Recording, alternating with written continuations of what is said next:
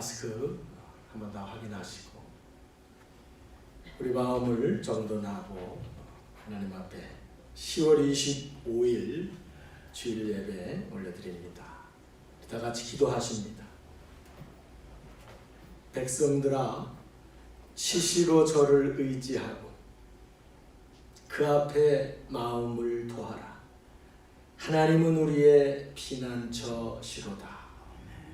우리 인생의 피난처가 되시는 하나님 아버지, 진실로 우리가 의지할 분은 아버지밖에 없음을 날이 갈수록 더욱 깊이 깨닫게 됩니다.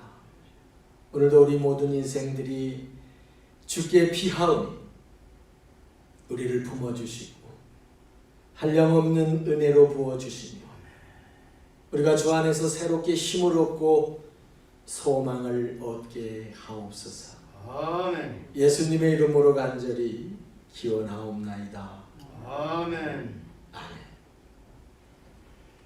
다 자리에서 일어나셔서 경배 찬송 29장 찬양을 드립니다.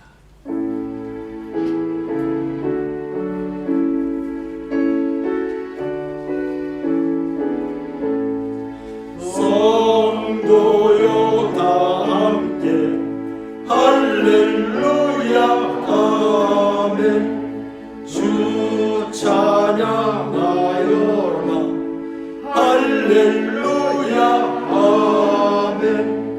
주 보좌 앞에서 택하신 은혜를 다 찬송하여라 할렐루야 아멘. 만물을 열어라 할렐루야 아멘. 온 하늘 울려라 할렐루야 아멘.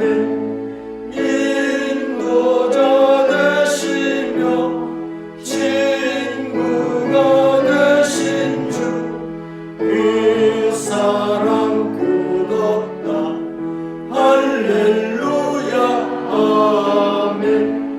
주 찬양하여라 할렐루야 아멘.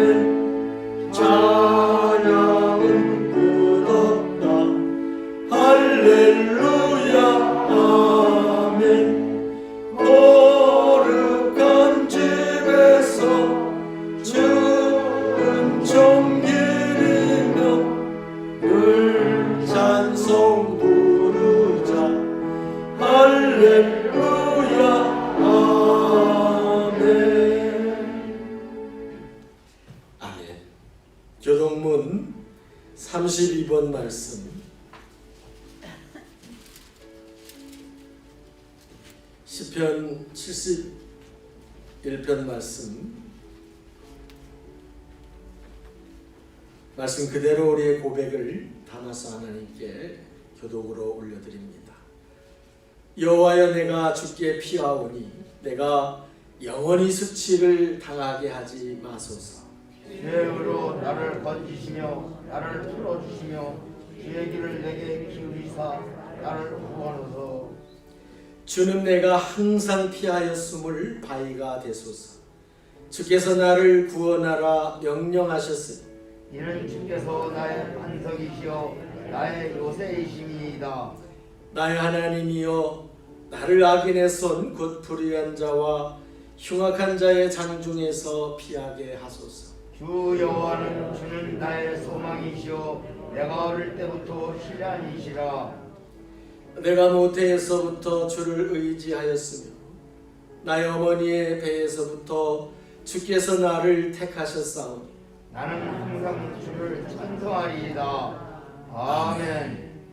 사도신경으로 우리의 신앙을 하나님 앞에 고백합니다.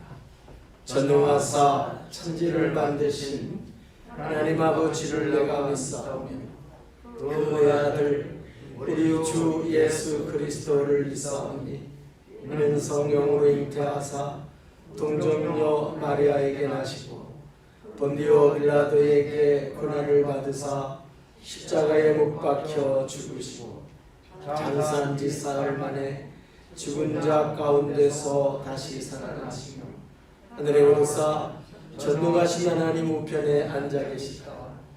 저로서 산 자와 죽은 자를 심판하러 오시리라. 성령을 믿사오며 거룩한 공회와 성도가 서로 교통하는 것과 죄를 사하여 주시는 것과 몸이 다시 사는 것과 영원히 사는 것을 믿사옵나이다. 아멘. 아멘. 1장 송영 찬양 하나님께 올려드립니다.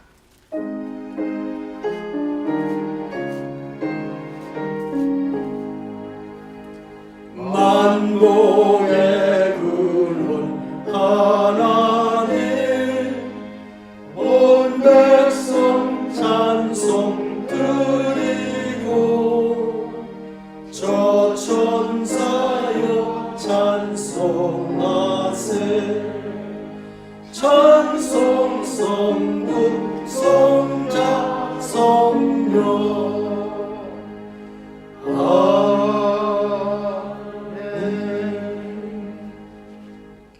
우리 다 자리에 앉으셔서 기도하실 때 남기호 권사님 기도 인도하십니다.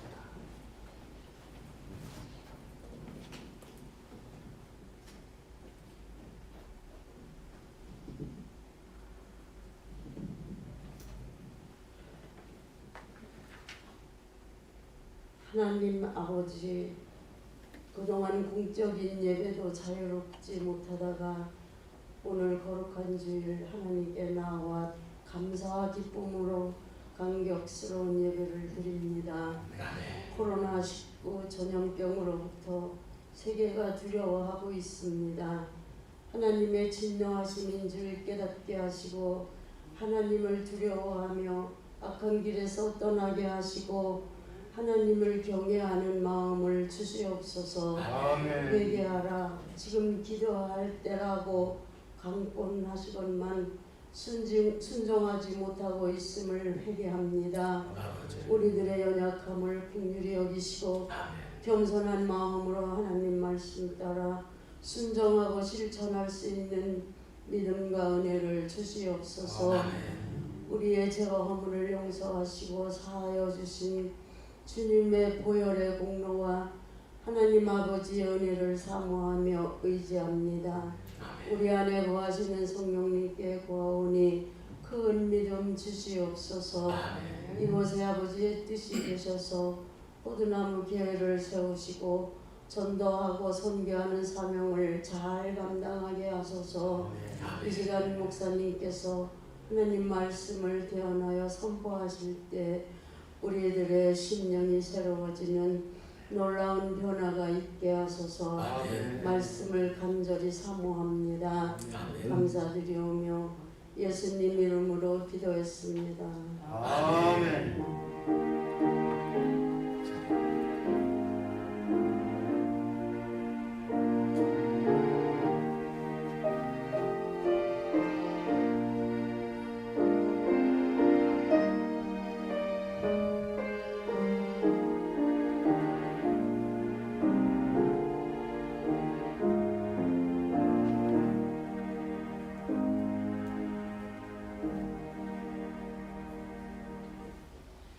430장 봉헌 찬양 같이 드립니다.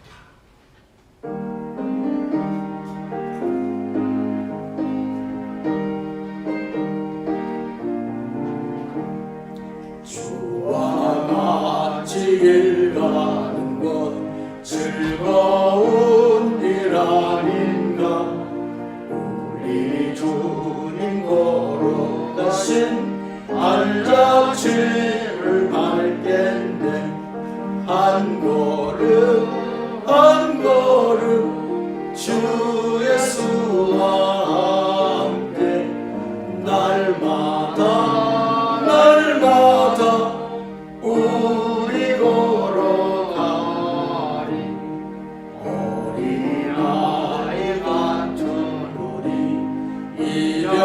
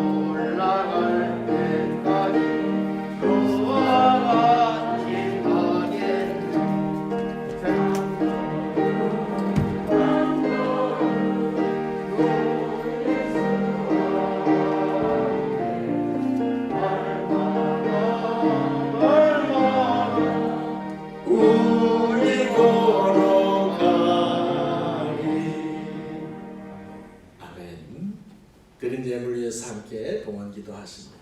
사랑의 하나님 감사합니다. 아무리 세상이 험하다 하여도 우리를 품으시는 주님의 손길 아래서 또 한 주를 은혜 가운데 살게 하시고 새 생명을 허락하시며 새 소망을 꿈꾸게 하심에 감사와 영광 올려드립니다. 아멘. 하나님, 우리가 이 코로나로 인해서 잃은 것도 많지만 또한 참 소중한 것을 깨닫습니다.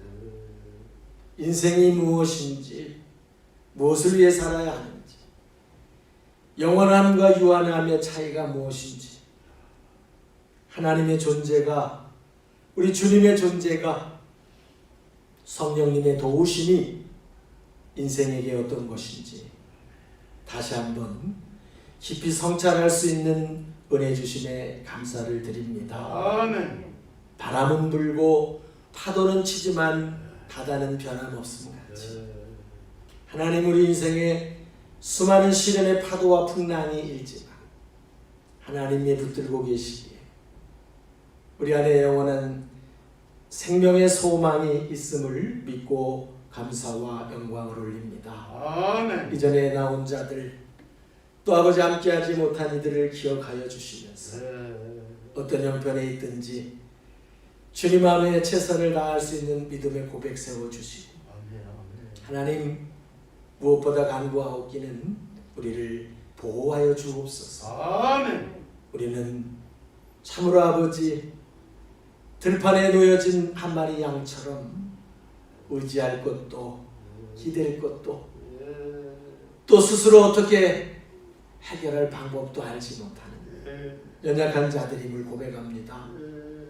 오직 보호하시는 주의 손 아래서 하나님 이 모든 세상의 풍랑 가운데 지켜주시고 코로나의 풍랑 가운데 지켜주시고 제약과 육신의 질병 가운데 또한 우리를 지켜주시옵소서. 간절히 간구하옵기는 사랑하는 종들을 주님 육신의 질병 가운데 고쳐주시기를 원합니다. 아멘. 우리 주님은 치유자이심을 믿습니다. 믿고 구하는 자마다 역사하시는 줄을 믿습니다. 아멘. 예수 그리스도의 이름으로 치료하셔서 아멘. 육신의 질병을 떨쳐주시고 아멘. 가정마다 또는 일터 안에 있는 모든 우환들을 우리 주 예수 그리스도의 이름으로 쫓아내 주시며 아멘. 우리의 심령을 누르는 죄의 유혹과 모든 악한 영의 근심, 염려, 두려움을 우리 주 예수 이름으로 결박하여 주옵소서. 아멘. 이 시간 사랑하는 종들이 참으로 진정한 믿음의 고백을 드립니다. 예배에 무릎 꿇은 종들의 그 믿음의 고백을 받아주시옵고 아멘. 또한 여기 예물의 고백을 주님 기쁘게 받으시옵소서. 아멘. 11조의 고백, 감사의 고백, 구제와 선교의 고백, 아멘. 주일과 석회와 하나님 나라를 위해 구별한 이 아름다운 손길이 오병이어의 역사가 되길 원합니다. 아멘. 어렵고 힘든 가운데 드리는 아름다운 헌신을 주님 기쁘게 받으시며 손길을 축복하셔서 아멘. 그 안에 하나님의 나라가 임하게 하여 주옵시고 아멘. 가정에 하나님의 나라가 임하게 하여 주옵시고 예. 우리가 이 땅에 사는 것 주님 나라와 주님의 뜻을 이루는 삶이 되는 것임을 고백합니다. 아멘. 아멘. 받으시고 그렇게 살 수 있도록 역사하여 주시옵소서. 아멘. 특별히 하나님 코로나로 인해 경제적 어려움을 당하는 가족들 더 큰 은혜로 길을 열어주시고 교회들이 어려움을 겪고 있습니다. 하나님, 우리가 이 현실 앞에서 코로나 앞에 물러서지 않도록 변함없는 믿음으로 주님의 나라를 지킬 수 있는 은혜 더하여 주시옵시고 아멘. 선교지가 두 손 들고 아버지 도움을 청합니다. 또한 우리가 함께 이 과정을 이겨나갈 수 있도록 더 큰 은혜 부어 주옵소서. 아멘. 모든 영광 주께 올려드리며 우리 주 예수 그리스도의 이름으로 감사하며 봉헌 기도드리옵나이다. 아멘. 아멘.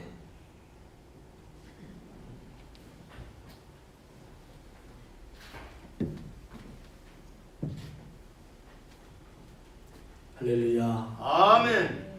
예, 우리 주님 안에서 다시 뵐 수 있어서 너무 반갑고 기쁘고 감사합니다. 우리 한번 가까이 이렇게 쳐다보시겠습니다. 예, 제 이름으로 사랑합니다 하는 마음으로 한번 보시고요. 이제 코로나가 길어지다 보니까 각자마다의 사정대로 우리가 저도 다 잘 모르겠습니다. 어디 계신지도 잘 모르겠고 형편들이 너무 달랐습니다. 그러나 이제 하나씩 회복돼 가야 할 줄을 믿습니다. 아멘. 여러분 마스크는 다 끼시고요. 마스크는 끼시고 저를 한번 따라해 보시겠습니다. 날마다 주님을 생각하라. 날마다 주님을 생각하라. 할렐루야. 아멘. 주님에 대한 생각이 떠나가면요 사단의 생각이 우리를 사로잡아요. 우리는 우리의 생각이 지혜롭고 총명하다고 느끼지만 우리는 우리의 의와 영으로 사는 자가 아니라 주의 영으로 사는 자들입니다. 아멘. 그렇게 살겠노라 고백한 사람이 그리스도인인 것입니다. 그래서 나는 십자가에 죽고 이제 그리스도로 다시 산다고 고백하는 이유는 주님이 내 안에 가득 차 계셔야만 우리 앞에 던져지는 모든 문제와 상황들을 믿음의 고백으로 이겨갈 수 있기 때문입니다. 아멘. 우리 떠나무 가지들 날마다 주님이 내 안에 가득하게 하옵소서. 아멘. 세상에 찼다한 걸로 꽉 차 있는 나를 주님의 생각으로 가득 채우게 하옵소서. 아멘. 이런 구함을 가지고 한 주간 승리하시기를 축복합니다. 아멘. 주간에 소식 몇 가지 나눠드리는데 좀 잘 유념해 드려 주실 것을 부탁을 드립니다. 먼저 주거에 없지만 다음 주 이 예배 후에 임원 회의를 잠깐 하려고 합니다. 그냥 이 자리에서 우리가 잠깐 여러분과 교회에 우리 모든 일들을 좀 나눌 필요가 있습니다. 그래서 집사 권사 되신 분들은 다음 주 혹 오늘 참여하지 못하셨더라도 다음 주 함께 하셔서 제가 좀 교회 관련된 몇 가지 말씀을 나눌 것이 있습니다. 그래서 같이 참여해 주시면 감사하겠습니다. 꼭 기억해 주시기를 바라고 주간에 있는 광고를 드립니다. 주일 예배는 당분간 이렇게 11시 예배만 진행이 되고요. 아직 코로나가 완전히 해결된 것은 아니기 때문에 우리가 다른 기관들 또는 식사 이런 부분은 아직은 고려하지 않고 있습니다. 그런 부분들도 형편이 어느 정도 무르익었을 때 이런 임원들과 또는 기획위원회 회의를 통해서 재개할 것을 결정하는 그런 과정을 밟으려고 합니다. 그러니까 지금은 11시 예배 여러분이 최선을 다해서 안전한 준비를 하시고 참여하실 수 있기를 부탁을 드리고 수요일과 금요일을 예배는 8시에 모입니다.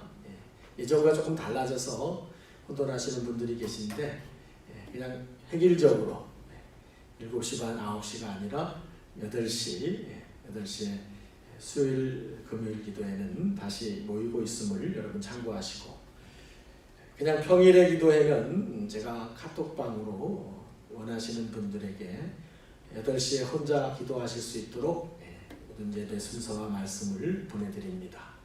다니엘 기도회가 11월 1일부터 3주간 예년과 같이 진행되는데 올해는 한번 여러분들이 새로운 마음을 가지고 우리 모두가 다시 한번 좀 믿음의 회복이 필요합니다. 그래서 한번 하나님 앞에 다시 신앙의 도전을 받고 기도할 수 있는 시간을 가질 수 있도록 각자마다 기도해 주시길 바라고요.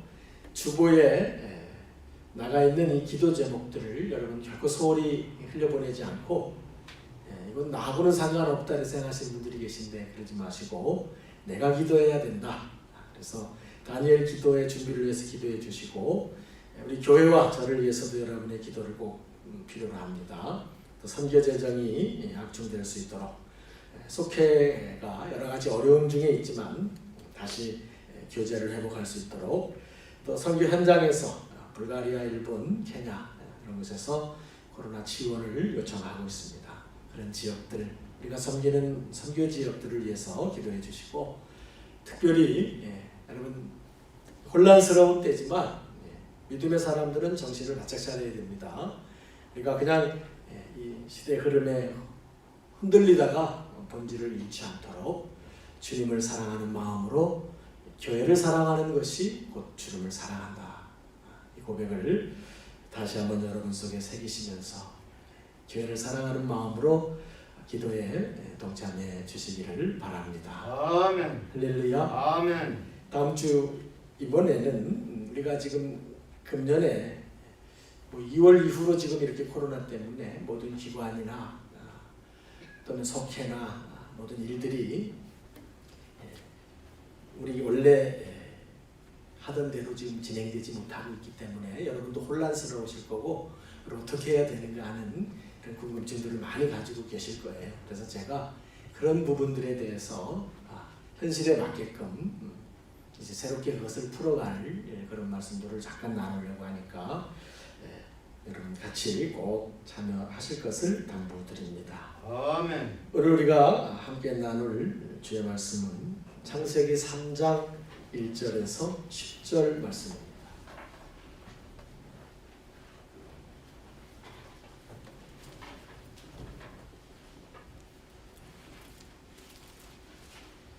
구약성경 3쪽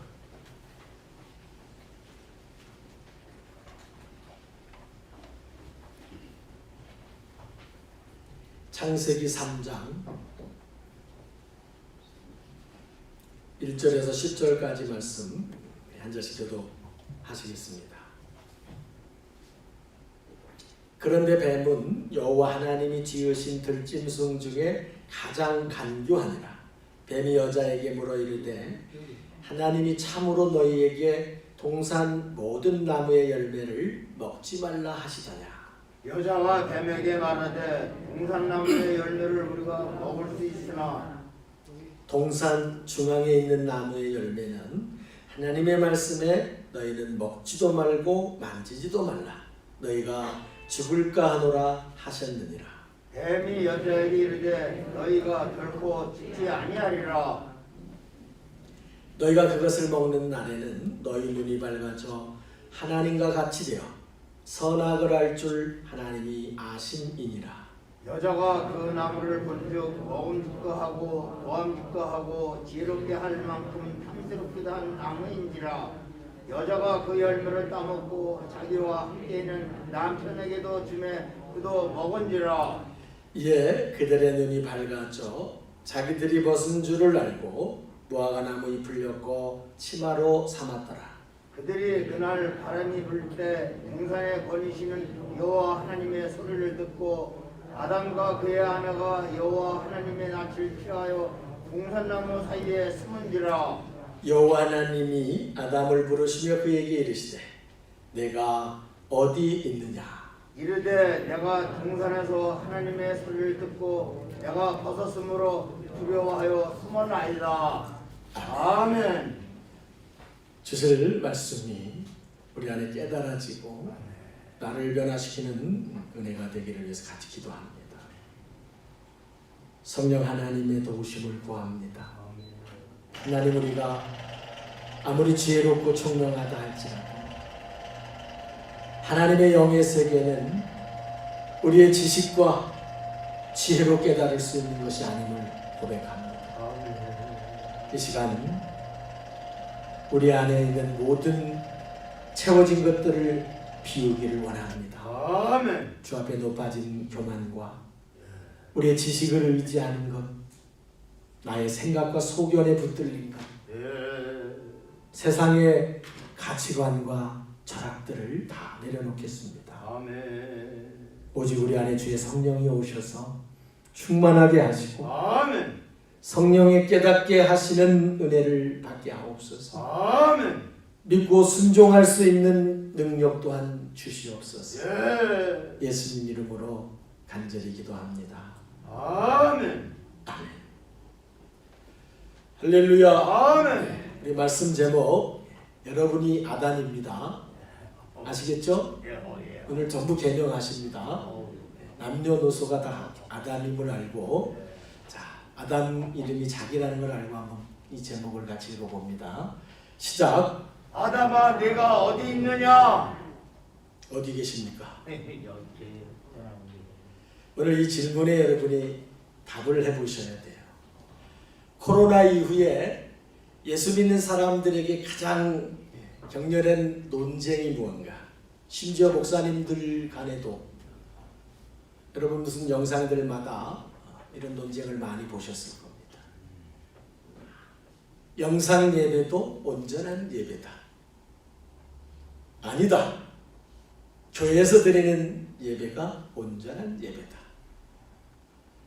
여러분도 한 번쯤은 다 생각해 보셨을 거고, 여러분 머릿속에 나름대로의 답을 가지고 계실 거예요. 우리가 이것에 대해 많은 논쟁을 가지고 있고, 그러면서도 각자만의 답을 가지고 있지만 과연 그것이 옳은가에 대한 확신은 갖지 못하실 겁니다. 이 문제는 앞으로 우리 그리스도인들, 저와 여러분의 신앙을 결정짓는 아주 중요한, 가장 중요한 기준이 됩니다. 분명한 답을 모른 채 그냥 각자마다의 소견을 가지고 자기 철학을 가지고 지금 외치고 있고요. 또 염려하고 있습니다. 이러다가 교회 예배들 다 없어지는 거 아닌가. 뭐 이런 걸 걱정하는 분들도 계시고. 그러나 여러분 오늘 한번 분명한 답을 확인하실 수 있길 바랍니다. 누구나 자기 소견은 있지만 제가 언제나 강조해 드리는 것처럼 정답은 어디에 있다? 정답은 어디 있다? 예수님께 있어요. 성경 속에 다 있어요. 어디 그런 게 있지? 우리가 너무 성경 안에 들어가지 못해서 그렇지, 우리가 살아가면서 부대끼는 이런 문제들 실질적으로 답은 성경 안에 이미 다 담겨져 있습니다. 여러분 요한복음 4장엔 예수님과 사마리아 여인이 대화하는 장면이 나옵니다. 우물가의 사마리아 여인에 대해 여러분이 여러 가지 다른 선입견을 가지고 계시지만, 그러나 우리가 오늘 관심 가져야 될 중요한 부분을 그 여인이 예수님께 질문해요. 그 여인도 정말 궁금한 게 하나 있었어요. 바람핀 여자고 박대먹은 여자였습니다. 그가 예수님을 만나는 아주 은혜로운 장면이지만, 그 예수님을 만난 뒤 제일 먼저 던지는 질문이 예배에 관해 질문합니다. 선생이시여, 우리 조상들은 이 동네에 있는 저 산, 저 그리심산이라고 하는 이 산에서 예배 드리는데, 제가 들으니까 당신네 유대인들은 예루살렘에서 예배 드린다던데요. 어디서 드리는 예배가 진짜 예배예요? 라는 질문을 해요. 조금 번역을 제가 한 거지만, 여러분 우리가 궁금히 여기는 정확한 질문을 이 사마리아 여인이 하고 있어요. 우리들은 내내 그리심산에서 예배해왔거든요. 똑같은 하나님을 예배하는데, 그런데 당신네들은 예루살렘 성전에서 한다고 그러는데 어떤 게 진짜예요? 여기에 예수님 뭐라 대답하십니까? 그럼 기억하시죠? 이 산에서도 말고 예루살렘에서도 말고 너희가 아버지께 예배할 때가 이르리라. 할렐루야. 아멘. 근데 이 말씀 답을 못 알아먹어요. 자, 그들이 예배드리는 이 산도 아니래. 이 산에서도 말고 예루살렘에서도 말고, 잘못해서 가면 예배 안 드려도 돼, 이렇게 해석할 수도 있죠. 전혀 그런 뜻이 아니죠. 예배가 핵심, 예배의 가장 중요한 것은 이 산에서 드리느냐 예루살렘에서 드리느냐 저 산에서 드리느냐는 장소의 문제가 결코 아니라는 거예요. 예배의 핵심은 어디서 드리느냐라는 장소에 있지 않다는 거예요. 중요한 것은 그 예배를 어떤 믿음의 고백을 가지고 하나님께 드리는가, 여기에 있다는 겁니다. 그러니까 여러분요, 예배의 생명은 하나님께서 받으시는 예배인가, 진짜 예배인가, 나의 진정한 믿음의 고백이 하나님을 향하여 드려지는 예배인가에 있는 것이지, 어떤 방법으로 드리느냐, 어디서 드리느냐, 이것이 예배의 중심을 흔들지는 않는다는 거예요. 그러면 심각한 고민이 생겨요. 교회 안 가도 되겠네. 여러분 머릿속에 지금 그런 생각 혹시 스치지 않으셨습니까? 뭐 어디서 드리든지 진정한 예배만 드리면 되는데 굳이 성가시게 교회 갈 필요가 없겠네. 그 답을 원하시는 분이라면 그분은 이름을 사마리아로 바꾸시면 됩니다. 사마리아 여인같이 되는 거예요. 자, 여기서 답이 끝난 게 아니에요. 하나님 아버지께서 받으시는 예배는 우리가 진정한 믿음으로 드리는 예배인데, 그렇다면 진정한 믿음으로 드리는 예배라는 게 구체적으로 어떤 거냐는 거예요. 구체적 현실 속에서 어떤 게 진짜 내 믿음으로 드린 예배냐는 거예요. 한 번 더 해석이 필요합니다. 그건 자신이 처한 형편에서 최선을 다한 선택을 해야 된다는 거예요. 형편은 변할 것이고 사람마다 다를 수 있겠지만 자신이 처한 그 형편 속에서 최선의 선택을 했을 때 그걸 아버지께서 받으시는 예배, 아버지께 예배할 때가 이르리라 하신 건 바로 그거예요. 그 선택의 기준, 내가 최선을 다했느냐라고 하는 선택의 중심이 나에게 있는 게 아니고 하나님이 보시기에 과연 진정성이 있는가 하는 데 있다는 거예요. 그러니까 우리가 어쩔 수 없는 형편들이 생깁니다. 불가항력적 상황들이 왔었습니다. 교회를 폐쇄하는데 굳이 달려나와가지고 목숨 걸고 우리는 누구보다 강한 믿음이 있다고 그걸 뚫고 들어오는 것을 과연 진정한 예배냐, 그것만이 진정한 예배냐, 그렇게 말할 수 없다는 거예요. 불가항력적 상황이 오면 우리는 교회 아닌 곳에서 예배 드릴 수 있습니다. 다른 방법을 통해 예배 드리는 것입니다. 그러나 그런 형편이 아니라면, 불가항력적 상황이 아니라면 우리는 마땅히 하나님의 절에 힘써 모여 예배 드리는 것이 우리가 할 수 있는 최선의 선택이 되는 것입니다. 할렐루야. 아멘. 적어도 우리 가족들은 어디 가서 이런 논쟁에 잘못된 자기 소견을 가지고 또는 다른 사람들의 이야기에 휩쓸려서 엉뚱한 신학을 펼치지 않으시기를 부탁을 드립니다. 아멘. 제가 며칠 전에 한 3,000명쯤 모이는 교회 소식을 들었습니다. 물론 그런 게 이제 사역자도 여러분이 계신데, 그 사역자들 사례를 다 주지 못해서 고민하고 있다는 소식을 제가 들으면서 좀 놀랐습니다. 어려운 줄은 알고 있지만 그래도 그 정도 되는 교회라면 설마 그러랴 라는 이런 생각들을 가지고 있었습니다. 근데 제가 개인적으로 직접 들은 그런 얘기를 통해 볼 때 그렇다는 거예요.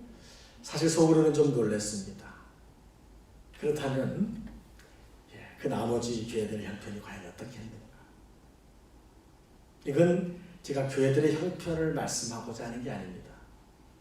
우리가 지나간 예배를 한번 생각해 보자는 겁니다. 우리는 수개월의 시간이 흘렀습니다. 분명히 앞에서 말씀 나눈 것처럼 이 산이 중요한 게 아니고 예루살렘이 중요한 게 아니고 하나님 앞에 예배하면 되는 거다. 이 이론을 지지하는 사람들이 얼마나 많습니까? 어디서 드리든 뭔 상관이 있냐? 그럼 그렇게 예배 드렸다면 여러분 예배의 인원이 줄어야 될 이유가 전혀 없습니다. 왜 그러냐, 왜 그렇게 됐느냐고 물어봤더니 예배 인원이 줄었기 때문이라는 거예요. 여러분 예배 인원이 준다는 게 이해가 가십니까? 예수님의 기준대로라면 교회 예배 인원은 줄었겠지요. 교회에서 예배 드리는 인원은 당연히 줄였지요.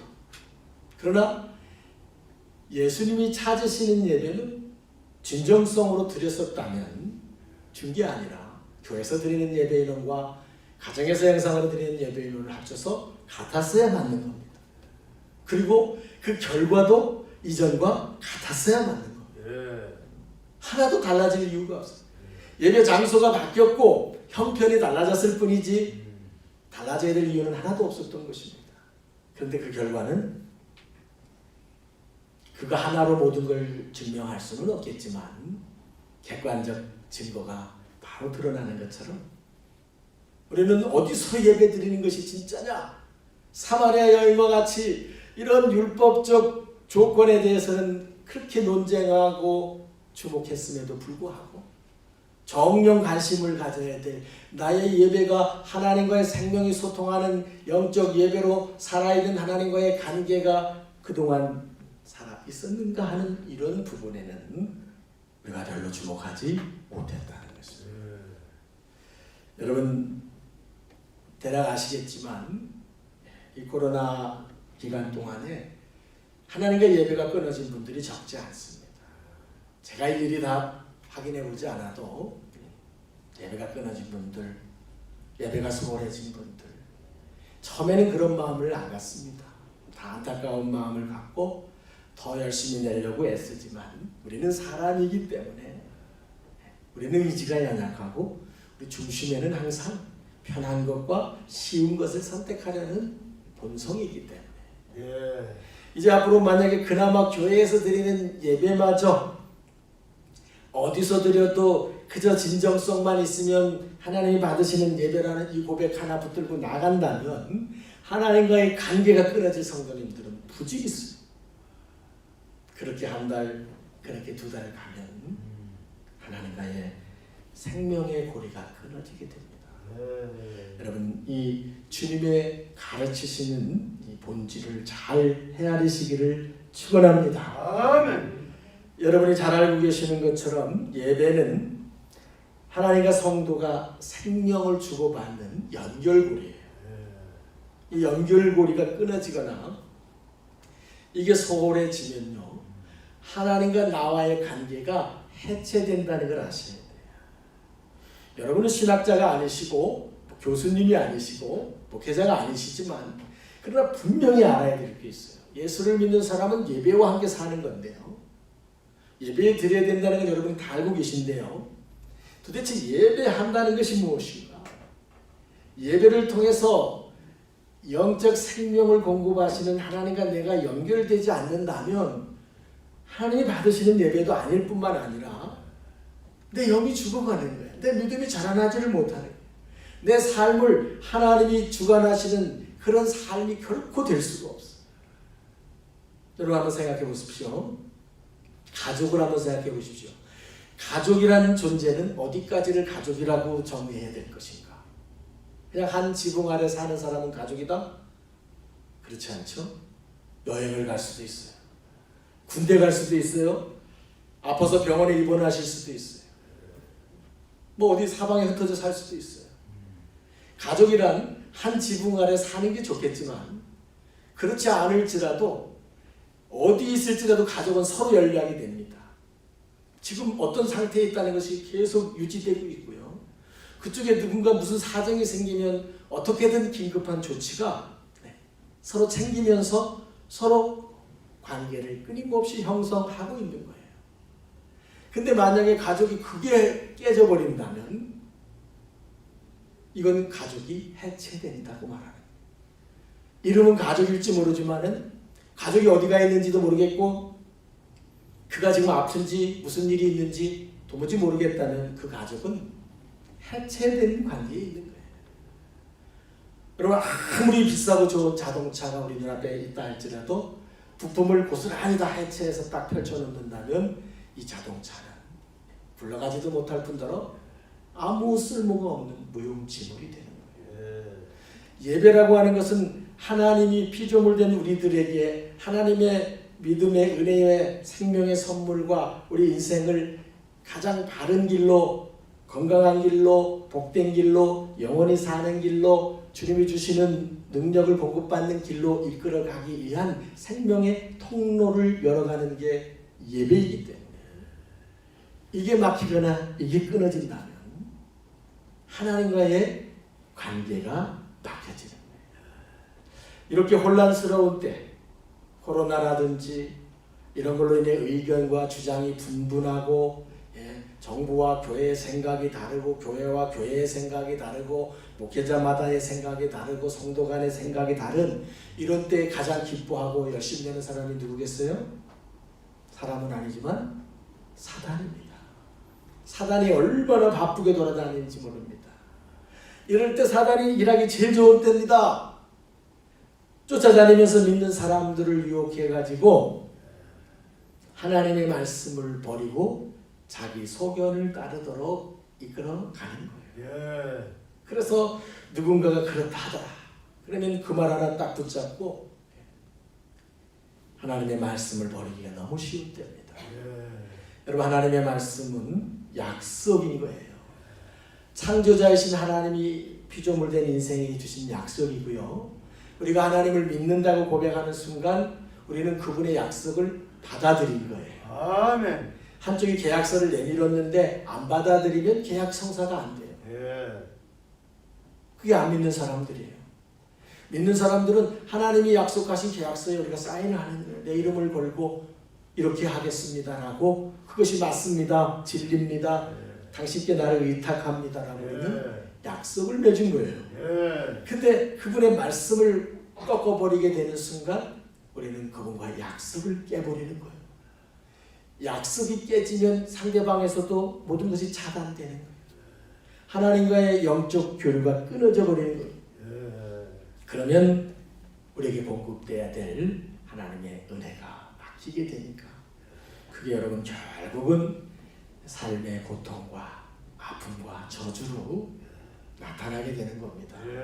저주에 대해 오해하시는 분들이 있어요. 하나님이시란 분은 사랑이신데 어떻게 저주하시는가? 여러분, 하나님은 저주하시는 분은 아니에요.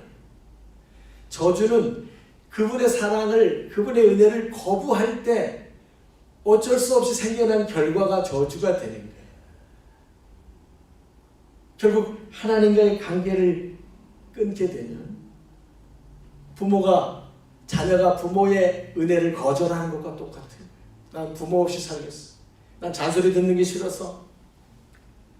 그러면 부모가 공급해주는 말할 수 없이 많은, 그가 살아갈 수 있도록 도와주고 그가 바른 삶을 살아갈 수 있도록 인도해 줘야 될 그 수많은 은혜들이 자동으로 차단돼요. 여러분의 손가락을 한번 고무줄로 땡땡 감아 보십시오. 처음에 손가락이 빨갛게, 그러면서 붉어지고 굵어지면서 통증이 올 겁니다. 얼마쯤 시간이 지나면 통증도 없어집니다. 무감각해집니다. 그리고 더 시간이 가면 이제 썩기 시작하는 거예요. 괴사라고 말합니다. 이 속에 그냥 손이 달려있는 것 같으나 이 속에 수많은 신경과 혈관이 계속 뭔가를 물질을 주고받고 피가 돌고 있는 거예요. 산소가 공급되고 거기에 에너지가 공급돼서 이렇게 멀쩡하게 우리 손가락 하나가 살아있는 거예요. 그것이 막히면 처음에는 견딜만 하지만 결국은 아픔과 통증을 동반해서 마지막에는 잘라내기는 되는 거예요. 하나님과의 관계를 정말로 소중히 여길 수 있는 믿음 가지시기를 축원합니다. 아멘. 할렐루야. 아멘. 오늘 본문에는 뱀이 나옵니다. 뱀은 무엇을 상징하지요? 뱀은 뭘 상징하지요? 마스크 써서도 대답하실 수 있는데 뱀은 사탄을 상징해요. 사단이에요. 하나님이 그냥 뱀 이야기 나오면 우리가 거의 사단으로 해석해도 크게 무리가 없어요. 사단이 여자를 유혹합니다. 그 유혹의 방법 중에 오늘 본문이 잘 보여주는 것처럼 의심을 심어줍니다. 의심.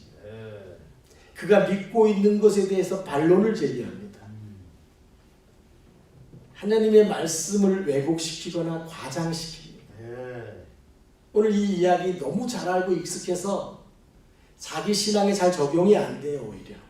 그래 여러분 다시 한번 잘 해석해 보면 이게 얼마나 기가 막힌 사실인지 알 수가 있어요. 이 뱀이 하와를 속일 때 어떻게 속입니까? 1절에 동산 모든 나무 열매를 먹지 말라 하시더냐. 하와야, 하나님이 너에게 동산에 있는 모든 나무 열매 먹지 말라 했지? 맞습니까? 주무시느라고 잘 못 들으셨죠? 네. 결코 아니죠. 동산의 모든 실과는 임의로 먹되 다만 중앙에 있는 그 나무 열매, 선악을 알게 하는 그 나무 열매는 먹지 마라. 예. 근데 뱀은 그렇게 말하지 않아요. 먹지 말라 그랬지. 모든 거 먹지 말라 그랬지. 무슨 생각이 들어옵니까? 부담은 느껴지고 거부감이 느껴지고. 왜 먹지 말라는 거야? 일단 사람의 마음, 하와의 마음 속에 먹지 말라는 말 자체가 너무 크게 과장되고 확장되는 거예요. 거기에 이 여자도 동참합니다. 3절을 보면 먹지도 말고 만지지도 말라 하셨나이다. 뭐가 과장돼 있죠? 예, 만지지도 말라고 하신 적은 없어요. 여러분 2장 앞에 장에 다 찾아보시면 나오지만 하나님은 동산 중앙에 있는 그 나무의 실과는 먹지 말라. 먹는 날에는 정령 죽으리라. 이렇게 말씀했어요. 근데 보태요. 자기 마음의 감정에 합하도록 사람이란 자기 쪽으로 강조를 하기 위해서 이렇게 보태게 되어 있어요. 만지지도 말라 그랬어요.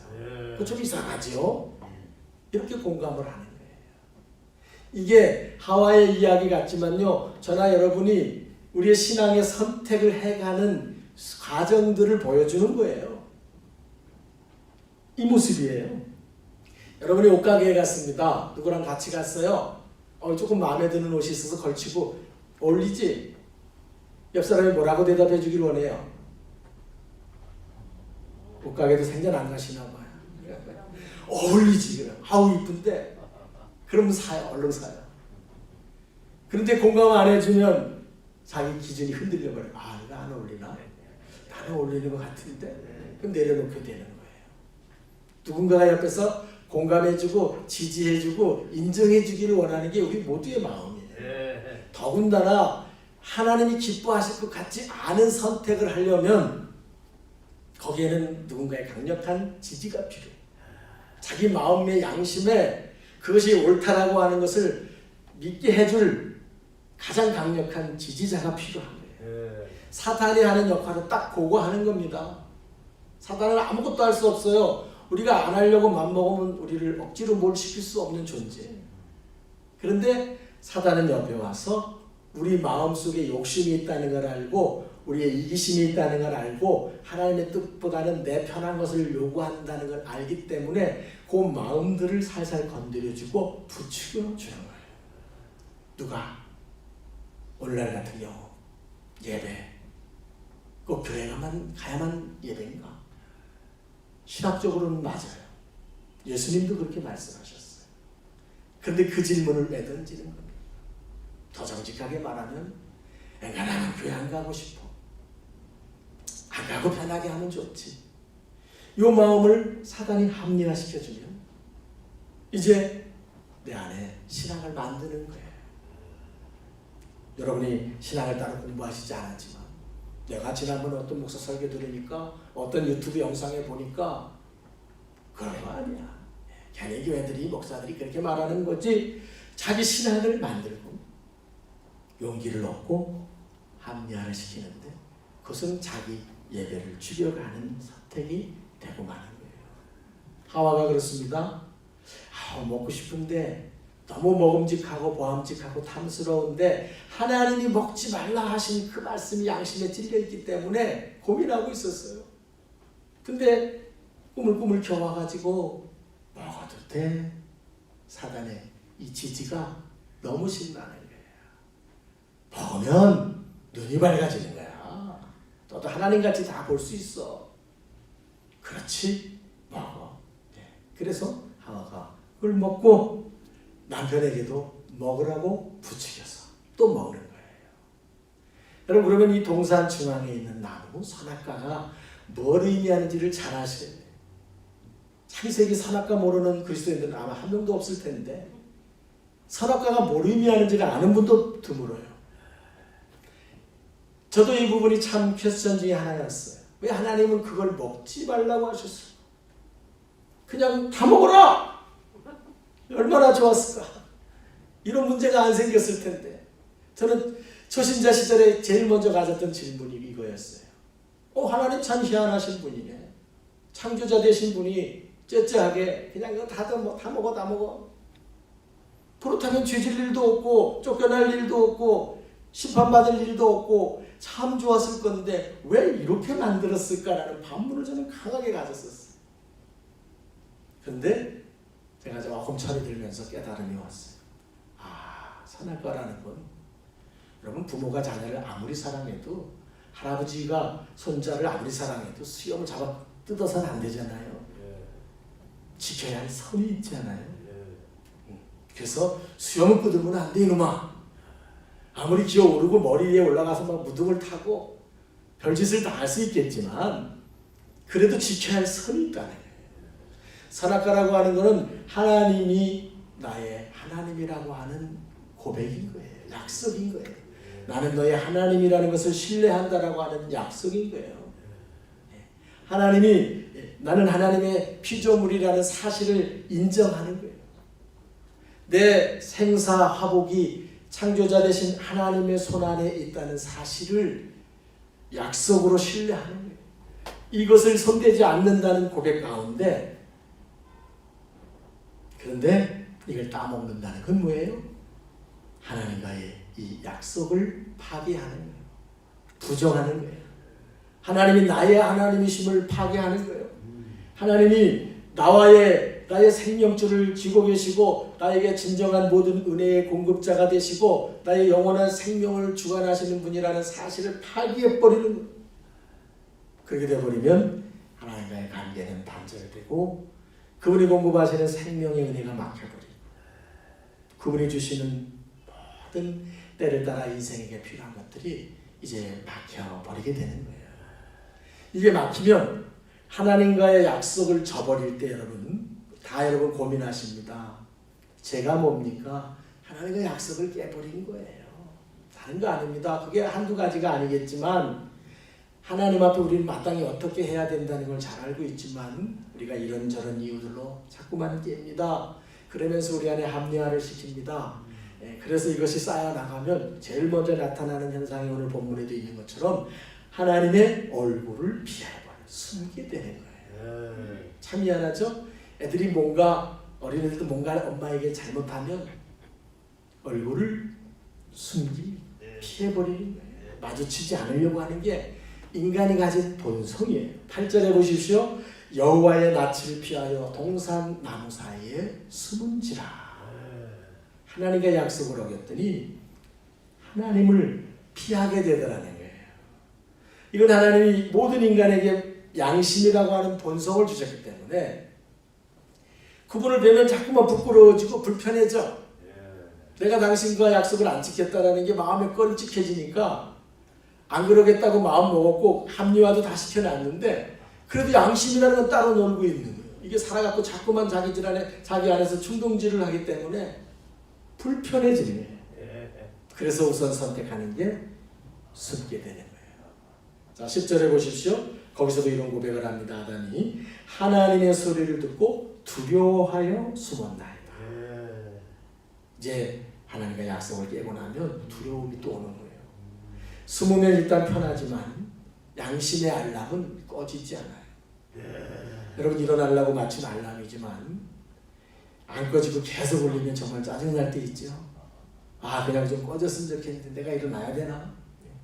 갈등할 때가 있어요. 우리 양심의 알람이라는 건 꺼지지가 않아요. 그게 하나님이 만들어 놓은 장치예요. 많은 분들이 생각합니다. 우리 그냥 먹고 사는 문제만 잘 풀려가면 그냥 눈에 보이는 가족들을 건강과 생명과 학교와 직장 일터 이런 것만 그냥 어지간히 불러가면 그냥 별일 없다라고 생각하지만 그보다 더 중요한 것은 하나님과의 관계가 깨졌느냐 살아있느냐입니다.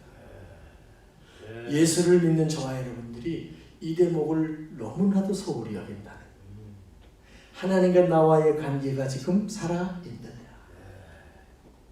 여러분 이게 끊어지게 될 때는요, 아까 말씀드린 것처럼 아이가 부모와의 관계를 끊는 게 딱 됩니다. 처음에는 통제받지 않는 자유, 부모의 잔소리 듣지 않는 즐거움, 내가 마음껏 마음대로 할 수 있다라는 기쁨이 자기를 엄습해오지만 시간이 가면 갈수록 부모가 공급해줘야 될 것들이 필절되고 힘들어지고 아파지고 어려워지고 어떻게 해결해야 될지 모르는 고통이 찾아오는 거예요. 은혜가 막히면 저는 여러분의 영혼과 삶의 통증이 찾아옵니다. 하나님은 저와 여러분의 생명줄을 쥐고 계신 분인 줄을 믿고 고백합니다. 아멘. 할렐루야. 예. 따뜻해서 많이 주무시는데요. 제가 어릴 때 시골 집에서 기르던 아주 좋아하는 강아지가 개가 있었어요.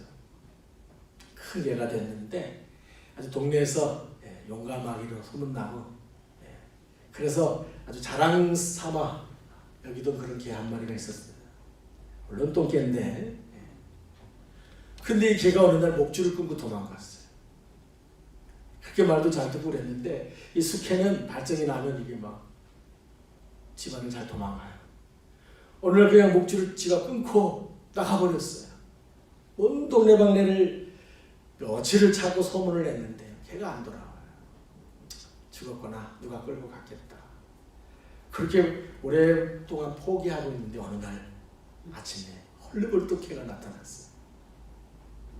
갈비와 가죽만 딱 남아가지고 뼈다귀가 정말 다 드러날 만큼 그렇게 말라가지고 살아서 돌아왔어요. 여러분 그 개를 한번 생각해 보십시오. 지 좋아가지고 목줄 끊고 나갔어요. 누가 내쫓지도 않았어요.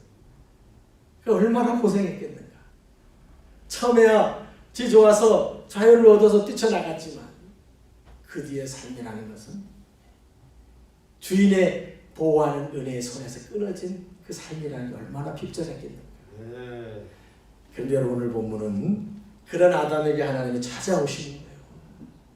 약속을 깨버리고 먹으면 죽는다고까지 그렇게 하나님이 경고해 주셨음에도 불구하고 그 열매를 따먹고 하나님을 부정하기까지 하고 하나님과 약속을 완전히 파괴시켜버린 이런 아담에게 찾아오시는, 아담을 부르시는 거예요.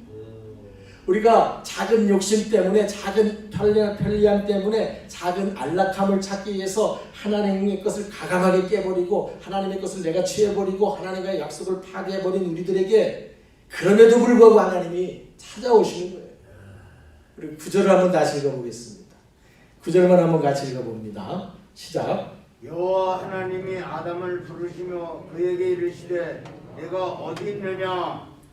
아멘. 아담아 내가 어디 있느냐 하고 부르시는 거예요. 어디 있느냐고 묻고 있죠? 하나님은 그걸 모르실까요? 하나님은 절대로 모르실 리가 없어요. 동산 나무 숲 사이에 숨어 있다는 건 다 알고 계시죠. 그러니까 찾아왔지요. 그럼 이 말씀은 무슨 말씀이겠어요? 아담아 왜 숨었니? 내가 다 알고 있는데 너 왜 숨어 있어? 이리 와. 나에게로 와야지. 왜 숨어 있는 거야? 여러분 인생이 하나님께 숨는 것만큼 어리석은 일이 없어요. 저도 과거에 하나님께 숨으려고 애쓴 적이 참 많았습니다.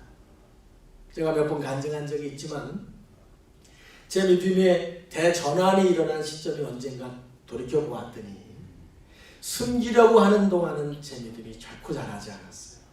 제 부끄러운 모습들을 사람들에게 숨기고 교회에 가서 숨기고 하나님께 마저도 숨기고 그렇게 된다고 생각했어요. 예배를 드리면서도 하나님은 그건 모르실 거야. 모르셔야 돼. 그런데 어느 날 문득 내가 모를 수 있겠니? 네가 그렇게 가리면 내가 모를 수 있겠니? 네가 그 밑에 숨어있으면 내가 모를 수 있겠니? 이것이 제 머리에 탁 깨치는 순간 아하, 숨길 것이 아니라 말씀드려야 되겠구나. 엄마 내가 그만 엄마 거 훔쳐갔어. 아빠 내가 그냥 그거 아빠가 중히 여기는 그냥 내가 깨먹었어. 숨기고 마음속에 졸이고 두려워하고 근심하고 피해가는 게 아니라 말씀을 드려야 되겠구나. 이것이 제 안에 깨달아지는 순간 저는 하나님께 도움을 청하게 됐고 고백하게 됐고 아멘. 저나 여러분은 연약하기 때문에 넘어질 수 있어요. 하나님과 약속 깰 수 있어요. 뭐 아마 한 사람 한 사람 따지고 보면 깨고 있는 게 한두 가지가 아닐 것입니다. 그러나 하나님은 찾아오십니다. 아담아, 내가 어디 있니? 너 왜 숨어? 너 왜 숨는 거야? 왜 아담을 찾으실까요? 제가 예전에 우리 애들이 아주 어릴 때 하도 싸우고 말 안 들을 때가 있었어요. 세 마리를 다 혼내고 1,000원씩 줘서 내쫓았어. 집에서 나가. 예. 말도 안 듣고 아빠 말도 안 듣고 그러려면 집에 살지 말고 나가. 1,000원은 줬어요. 당장 가서 요기하라고. 해가 져도 안 들어오는 거예요. 저는 조금 있다 와갖고 아빠 잘못했다고 문을 막 흔들 줄 알았는데 안 돌아오는 거예요. 그래서 제가 후레쉬를 들고 찾아 나갔어요. 이거 어떻게 된 거야? 멀리 못 가고 동네 아파트 단지 그 미끄럼 틀에 숨어 있어요. 세 마리가 옹기종기 모여서 제가 애 같겠어요. 멀리 가라고 몽둥이 쫓아내려고 갔겠습니까? 여러분이 아시는 것처럼 용서하려고. 거기서 어떻게 할 거야? 들어가야지. 여러분 왜 아담을 하나님이 찾아오시겠어요? 이 나쁜 놈아, 네가 그 정도 되는, 내가 목사가 돼가지고, 내가 권사가 돼가지고, 내가 장로가 돼가지고 겨우 그거야? 그렇게 하실 때도 있겠지만요, 하나님 찾으실 때는 용서하시겠다는 겁니다. 예. 너가 깼지만, 예. 네가 나를 속였지만, 예. 네가 나와의 약속을 어겼지만 예. 난 너를 용서하고 싶다는 거예요. 여러분 자녀 기르면서 다 경험해 보시죠. 그게 하나님의 사랑이잖아요. 화가 나서 혼낼 수도 있지만 그러나 풀고 싶은 거예요. 다시 관계를 회복해서 그를 지켜주고 보호해주고 은혜를 공급해주고 싶은 거예요. 그래서 예수님도 수없이 우리에게 말씀하시는 수고하고 무거운 짐진 자들아 다 내게로 와라. 네가 죄짐을 지고 있고 나를 어긴 짐이 있고 세상 유혹에 넘어가서 실패한 것들 때문에 오히려 나를 피하여 숨으려고 하지 말고 그 짐 진채로 나에게로 와라. 아멘. 내가 너희를 쉬게 하리라. 아멘. 할렐루야. 예. 걔들이 뭐 그 미끄럼틀에서 밤새면 그 쉼이 되겠습니까? 돌아와야 진정한 쉼이 있다는 거예요. 예. 여러분 주님의 이 부르심 앞에 우리는 매일 돌아 나오는 거예요. 예배 자리에 왜 나와야 되느냐? 그냥 그렇게 하라고 해서 율법이라서 지키는 게 아니고 우리의 삶 가운데 각자마다의 믿음의 그릇 안에서 우리는 물러가는 것이 있고 파괴한 것이 있고 어그러뜨려 놓고 혼자 속에서 괴로워하는 게 있고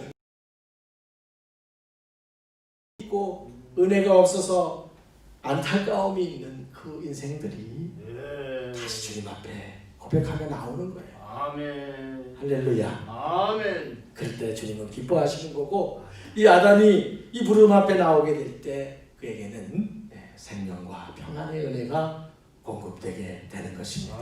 아멘. 아담아, 예. 내가 어디 있느냐는 건요, 어디라는 장소를 묻는 게 아니에요. 아담아, 내가 어떤 삶을 살고 있느냐. 예. 저나 여러분에게 물으시는 거예요.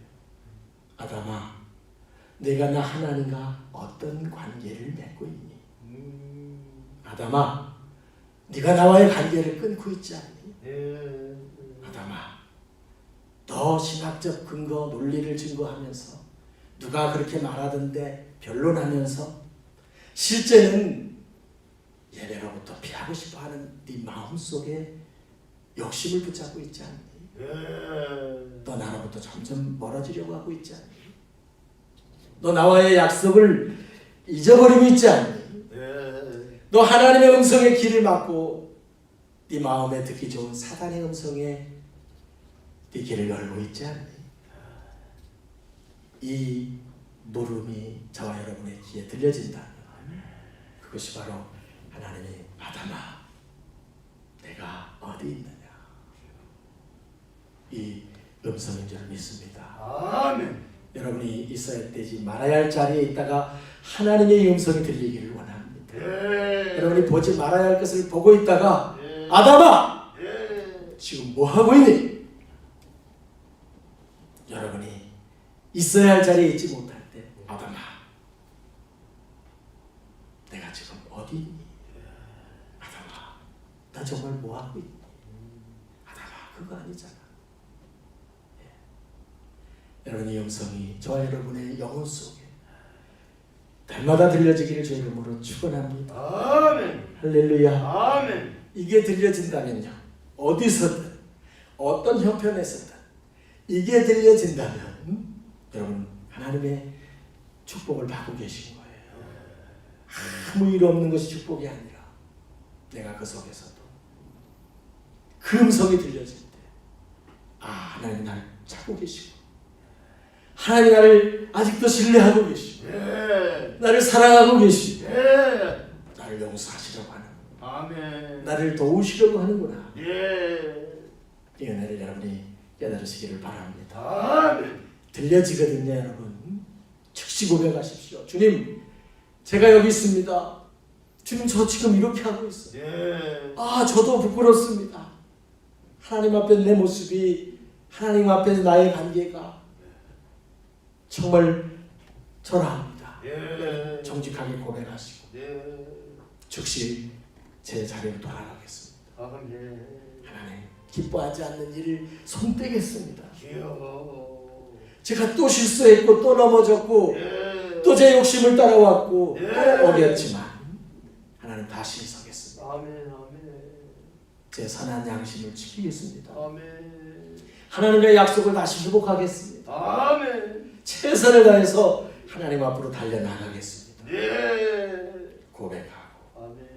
행동하는 저와 여러분 되기를 진심으로 축원합니다. 아멘. 사랑의 하나님, 우리가 동산나무 사이에 숨었습니다. 우리는 듣기 좋은 소리와 나를 지지해주는 음성에 귀 기울이고 나름의 신학을 만들고 나름의 사상을 만들며 내가 옳다고 외쳐왔습니다. 그러나 정직하게 돌아보건대 우리가 왜 예배 장소에 논쟁합니까? 정말 하나님 앞에 진실한 예배를 드리기 원한다면 그것이 뭐 그렇게 중요하겠습니까? 그렇지 않으려니까 그것이 논쟁거리가 되고 무엇이 옳은지를 서로 머리 써가며 논리를 만들려고 했습니다. 사탄이 그걸 도와주고 있지 않습니까? 하나님, 우리는 죄성을 가지고 태어났기에 할 수만 있으면 게을러지고 싶고 할 수만 있으면 말씀 벗어나고 싶고 할 수만 있으면 내 좋은 대로 하고 싶습니다. 그러나 그것이 집을 버리고 떠나는 어린아이 같은 삶이 되기 때문에 하나님은 때로 책망하시고 그 은혜의 길로 다시금 우리를 찾아 부르시는 줄 믿습니다. 아멘. 아담아, 너 어디 있니? 아담아, 너 뭐하고 있니? 이 음성이 정녕 나를 사랑하시는 어머니의 음성, 우리 하나님의 음성임을 깨닫게 하시고 아멘. 주님, 들릴 때 즉시 돌아서서 정직하게 고백하며 돌이키는 진정한 믿음을 우리에게 허락해 주시옵소서. 아멘. 예수님의 이름으로 간절히 기도드리옵나이다. 아멘. 아멘.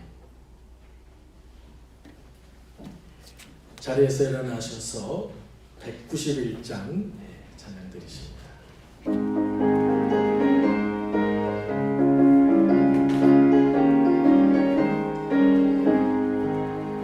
내가 매일 기쁘게 술래의 행함은 주의 발이 나를 안보하며 내가 주의 큰 복을 받는 참된 비결은 주의 영이 함께합니다.